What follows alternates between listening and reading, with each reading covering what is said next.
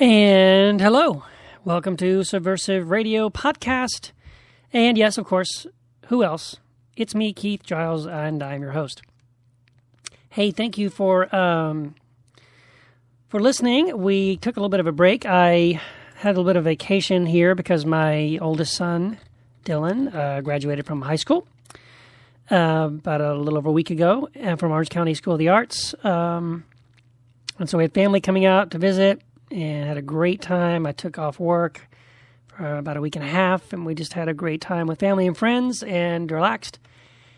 And actually, today was my first day back at work, and I just kind of felt the need to do a podcast. And so what I'm going to talk about in this podcast, typically, if you've been listening to my podcast or you just kind of scroll down the list, if you go to my blog, keithgiles.com, you'll see, under my podcasts, oh my gosh, just so many things. And typically what I do is I talk about, I've talked about dispensationalism, and I've talked about prophecy, Bible prophecy. I've talked about, of course, house church and about nonviolence and discipleship and following Jesus and church history and all kinds of stuff. Today, I wanted to talk about something a little more just practical and I guess experiential is a good word. So we're going to do that. I'm not sure how long it'll take. I'm not sure it'll even take the full half hour. So if we have time left over at the end, maybe I'll give you a little bit of an update on my next book project. How's that? How's that for a teaser? I'm sure you're all chomping at the bit. So anyway, so here's what I want to talk about. I would say probably about 2 weeks ago or so, a friend of mine called me and really wanted me just to pray for him over the phone. He was going through a lot of stuff, struggling with some things, and as he was, so I called him and we were talking, and as he was kind of sharing with me, just what he'd been going through and how he was feeling, and just the place he felt himself in, not just emotionally, but that was part of it, but also just even feeling, he was just very honest with me, which I appreciated, just being very vulnerable and honest with me about not even feeling very connected to other Christians, and just not even sure how to deal with some of the despair and the feelings of depression and sadness and loneliness and things like that. And so as he was sharing these things with me, quite frankly, I was hearing myself in a lot of what he was telling me about, a lot of what he was sharing. And so as I was praying for him, I found myself praying for myself, really. I identified so closely with a lot of his feelings and a lot of his struggles that praying for him, in a way, was like praying for my own situation. And so when we finished praying, we talked about that a little bit. I just began to share with him, that I really found myself on the same page in many, many ways. A lot of the experiences and feelings he was going through. And so as we were talking about that, and again, just we were both being very honest and very vulnerable with one another, I just confessed that sometimes, and I would say most of the time, when I'm going through something, I remember the verse, where Peter tells us to cast your cares upon him because he cares for you. And it's a beautiful sentiment, and I believe it's true. I don't believe it's just a saying or something. I think it's the truth. I think we obviously are commanded. We're told, cast your cares upon him, cast your cares upon God, because he cares for you. And so, even though I quoted that verse to my friend in the process of talking with him and praying with him, but I said to him, honestly, I'm just going to be really honest, and I'm being honest with you guys, with my podcast audience and church family in podcast land. I really just don't know how to do that, really. Because honestly, when I found myself depressed or discouraged, first of all, my first reaction is not to just go to God immediately. And that's part of the problem, I think. I think a lot of us as Christians suffer from this. So when I feel depressed, or I feel, am in despair, or I feel lonely, or I feel sad, or I feel, I have some bad feelings, I tend to turn to something else. I'll watch a movie, or I will listen to music, or I will drink some coffee, or I will eat a candy bar, or I will, I will find other ways to sort of self-medicate and numb that feeling of pain or loneliness or emptiness. I try to fill myself up with food. Very often what I will do is I will buy things for myself. Let's just be honest. Can I just get really, really, really honest with you guys? That's one of my weaknesses. There's something. Let me kind of dig in this a little bit. This is an insight that I had about myself, and this might help you, because I realized this about myself probably about a year ago. I feel like the Lord just kind of opened my eyes about something. There's a great book I think it's called Love Languages, and I can't think of the author's name at the moment. But anyway, it's a really great book, and it's really intended to be a book about marriage and about relationships with the opposite sex. And what he does is he identifies, I think, 5 love languages. So some of those languages, I probably can't remember all 5 of them, but it's like his point is that there are 5 love languages, and that each of us has a dominant love language. We all receive love and express love in all 5 of these ways, but all of us tend to major on one of or 2 of them. And in other words, this is the way I receive love best. So it could be quality time, words of encouragement, acts of service, gift giving. I can't remember. I knew I would forget the 5th one. And a 5th one, which escapes me at the moment.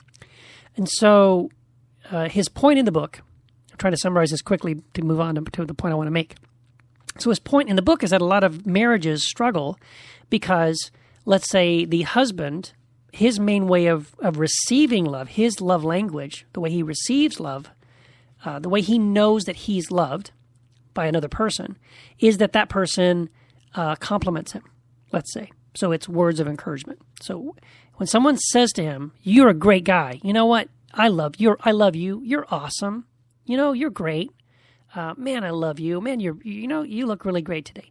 Those words of encouragement, that is the main way that husband receives love. That's his major love language. And so because that's the way he receives love, that's also the way he tries to give love. So he will express love to his wife with words of encouragement. He will tell her, "You look beautiful today, honey. I love you. You're so special to me. You mean so much to me. Honey, I love you so much. You look so great today." And he will express love to her because that's the way he primarily receives love. But if her love language is not her love language is not those words of affirmation, then it's like it's not received by her as love. If her let's say her love language is acts of service, so she doesn't feel loved because he's telling her, "I love you, you're beautiful, I love you, you're special to me, I care so much for you, honey." He's throwing love at her, but it's in the wrong language. She doesn't feel loved because he's not washing the dishes, he's not dusting the house, he's not making the bed, he's not picking up his underwear from the floor. She's looking for acts of service.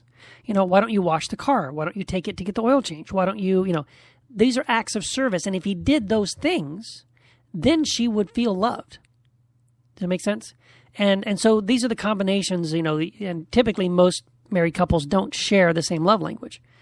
My wife and I, for example, pretty much is the example I just gave you. One of my love languages is words of affirmation. But what my wife's love language is acts of service.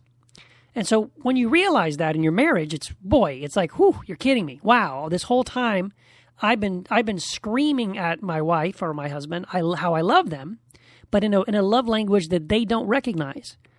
And if I want them to know that I love them, the best way to do that is to find out what their primary love language is and to start, yelling, screaming, proclaiming my love to them in the way they hear it best and receive it best. Okay? So, again, my two primary love languages are words of affirmation and gift giving. So if someone loves me, they will, the way I receive love is if, wow, Keith, I bought this for you.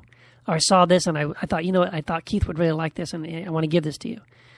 Gift giving and words of affirmation are two of the ways I receive love most. So, keeping that in mind, when I'm depressed, when I'm sad, when I feel bad, I will tend to go on a shopping spree and purchase things for myself. And by giving myself gifts, I'm pushing that love button, that love feeling button in my soul, in my heart, in my spirit, however you want to think of it, as a way of wanting to push away that pain. So if you know what your love language is, maybe you do the same thing. Maybe you do, maybe you don't. Maybe I'm unique in that. Just a thought. But so anyway, I realized that about myself, and I realized that, when I get sad and depressed, I end up on eBay buying a bunch of crap I don't need. Because what I'm really doing, what I'm really saying to myself is, I don't feel good right now. I feel depressed. And if I buy something, I think it's going to make me feel good. Now, the truth is it doesn't. It doesn't make me feel good because it's not genuine. It's coming from myself. It's not coming from someone who really loves me. And it's not doing the work. It's not doing the job. So anyway, back to my friend. As I'm talking to my friend and praying for my friend, I just confess to him that even though I know that verse is true, cast your cares upon him because he cares for you. Quite often in my despair, first of all, like I said, I don't go to God first. I go to some other thing. But then that just makes it worse because I'm still not, the burden is still there. The pain is still there. So usually as a last resort, I'll go to God and cast my cares upon him. And I'll go to him and I'll say, God, your word says to cast my cares upon you because you care for me. So here it is, God. I hurt. Here's my pain. Here's my depression. Here's my despair. Here's my feeling. Here's my loneliness. I just confess it to you, God. Here it is. Okay, there it is. But nothing happens. I don't walk away with joy. I don't walk away with the burden lifted. And as I was talking to my friend, I just confessed to him and said to him, I don't get how to do that. I don't know, are there magic steps? Am I doing something out of order? Am I not, turn around 3 times, click my heels together and say, ollie, ollie, oxen free? I don't know what I'm supposed to do, but it doesn't work. Not most of the time, I'm saying. It doesn't really work for me. And so I was struggling with that, and I shared that with our house church family as well, and we prayed about that. And here's the cool thing. I felt like God showed me what I'm doing wrong. And I just love that because I'm content to just keep on doing it out of obedience, just to say, God, I believe you, and in obedience, I want to just do it. I want to just go ahead and cast my cares on you, and because because you care for me. And even though I do that and it doesn't immediately automatically make me feel better and lift my burden, I'm just going to keep doing that out of obedience, even though really nothing's changing. And so that's where I was stuck. That's where I was at. And I even wrote a blog about that very thing. But then after I wrote the blog, after I shared that with our house church family, you know what? God just did something really cool. Now I'm going to tell you this. What I'm about to tell you works. Okay? This really works. No, it's not magic steps. No, it's not some magic formula. It's actually something when I tell you what it is, you're going to say, well, duh. Because it's not even anything that groundbreaking or, some huge epiphany. But I got so stuck with the mechanics idea, with the idea of like, I'm doing it. I'm coming to you, Jesus. I'm confessing to you that I have these burdens and nothing's happening. So here's what the Lord showed me. And really, he just let me experience it. And I'm betting you've experienced this exact thing too. We were spending some time in our house church family just worshiping him and coming before him and sitting in his presence and singing of his goodness and just, getting so lost in the goodness of God. And you know what? It's like God just showed me that I had it all turned around. I was looking at it upside down. The kingdom is upside down. I was looking at it from the wrong perspective. That the truth is, my perspective was still on my care. It was on my pain. It was on my despair, my loneliness, and, my issue. My focus was still on the pain. But the purpose is, the point is to cast my cares upon Him who loves me. My focus should be Him. To seek first Him and His kingdom and His righteousness. To not let my eyes turn to the problem or the worry or the concern or the feeling, but just simply go to Him. And it sounds corny, but it is true. That old hymn, what is it? Turn your eyes upon Jesus, look full in His wonderful face, and the things of earth will grow strangely dim in the light of His glory and grace.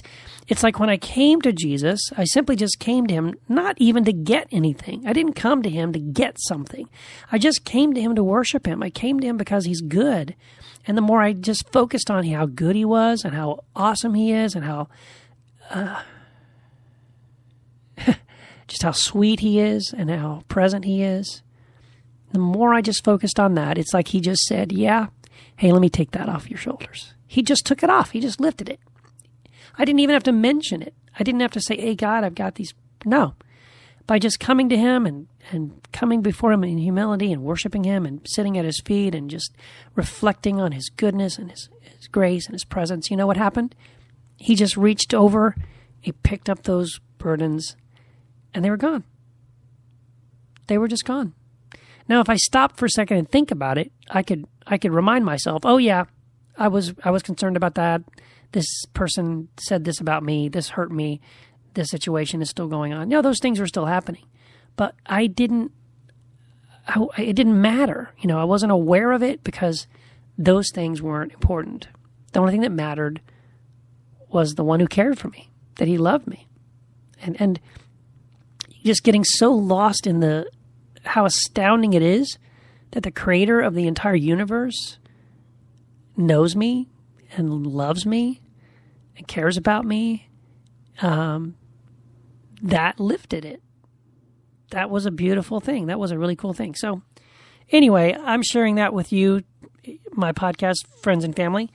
I hope that's encouraging to you. Again, I apologize because it's not some huge, amazing thing that, oh my gosh, I can't believe Keith thought of that, because I didn't think of anything. It's just kind of my own kind of stupid experience of, this is what I've gone through. This is what what God has taught me, and just in the course of the last couple of weeks. So what will I do next time? Well, the next time I find myself sad, depressed, lonely, in despair, carrying a burden, I'm just going to find some time to sit and be still and know that He's God. I'm going to worship. I'm going to sing to Him. I'm going to just reflect on how good He is to me and how great He is. And I'm just going to love Him and receive love from Him. Just accept the love He has for me. So, I hope that's a blessing to you.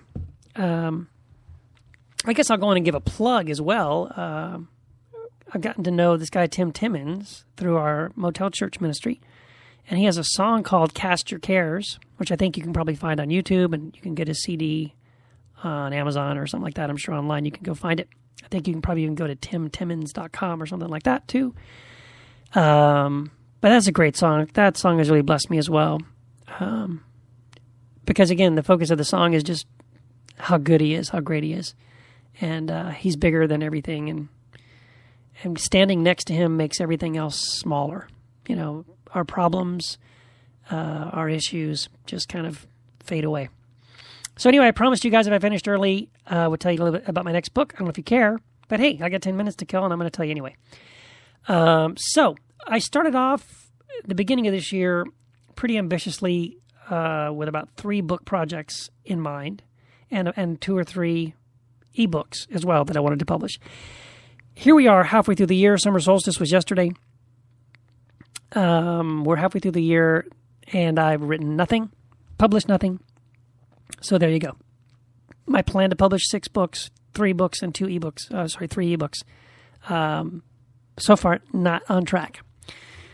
But here's what is on track. I was kind of focused on, there's one main book. The 2 other book projects I was going to write are co-writing. I'm going to be co-writing some books with one with my youngest son and one with my friend Ken Eastburn.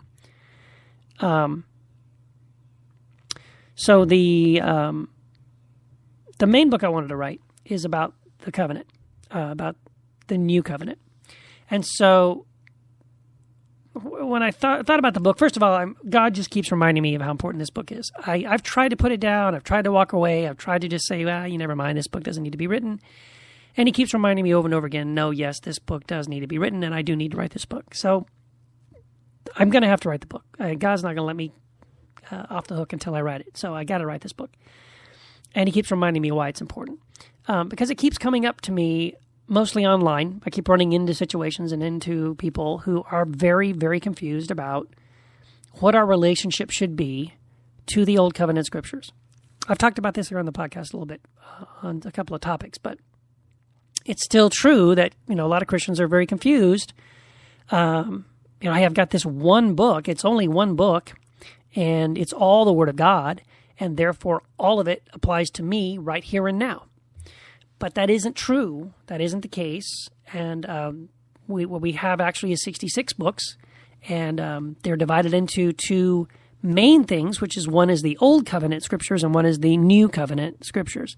And anyway, the book I want to write, I just mainly want to write that book. I'm going to write a book that helps Christians have a right understanding of their relationship to the Old Covenant Scriptures and to the New Covenant reality. That's the book I want to write. But in the process of trying to write that book, what I realized is that I can't write that book. I can't just write that book, because to write that book, I have to also write 3 other little books that would have to wrap into that book, because in the process of talking about that, I also have to talk about Zionism. And then I also have to talk about preterism and futurism and, a bunch of other stuff. And as much, and I'm prepared to talk about those things, and I've blogged about those things, and I've done podcasts about those topics. So it's not like I can't, or I don't even, not even that I don't want to. It's just that it's stressful enough to write a book anyway. This will be my 7th book, I think, 6th or 7th book. And so writing a book itself is stressful. But the idea of writing a book that's actually 3 books at once is even more stressful. Like, oh, are you kidding me? I got to write 3 books at the same time, really. Or I got to write the book I want to write, and I got to write 3 other books to kind of justify the book I wanted to write. Anyway, so I feel like God helped me resolve that and gave me sort of an outline to follow and a really just a way to tackle that, the way to do that. So I feel like I know how to do that now. And now I'm just going to start working on that. And so I'd appreciate your prayers as I start that process. I do hope to finish that book. The other thing I want to start doing is, again, as quickly as possible, is there's an ebook. Again, I had 3 ebooks I wanted to write, but the one in particular that I really, really want to make sure, if nothing else, that I get published before the end of this year is an ebook about organic church. I wrote a book called This Is My Body, Ecclesia as God Intended, which is available as a free download, as a free ebook for iPod or any ebook reader, Nook or Kindle or anything like that. You can go to my website and download that for free. And that was great. I enjoyed writing that book, and I got great response from that book, and I'm very happy with that book. But there were a whole lot of things, practical things, that people who read that book came to me and had a lot of questions about. Like, but what does it look like? How do I do it? And, most of us, we know what we don't want to do, but we don't know what it should look like. And so I want to publish an ebook that will deal with sort of the, how to do organic church, what it looks like, kind of a thing. So I guess I'm playing with the title House Church Dynamics, but that hopefully will get done as well very soon. The book is written. The ebook is already written. The problem is just the hassle of going through the process of creating the ebook document. It's really tedious. Every time I do an ebook, I have to start from scratch. I have to go on, and download the template and, step 1, walk through this whole thing to remind me of how to do this thing, because it's not intuitive. It's not automatic for me yet. It's kind of a pain in the butt. So, yes, hopefully I will find some time to sit down and format the ebook, which is already written, and get that thing up on Amazon and available. And then I'll also start working on my next book about the One Covenant. Anyway, again, if you have any questions, please email me. You can contact me on my blog. You can leave a comment, and I will respond. Or you can follow me on Twitter as well. Thank you for listening, and do again appreciate your prayers. And hopefully it won't be so long before we meet again on the Subversive Podcast. God bless. Good night, and let the kingdom come.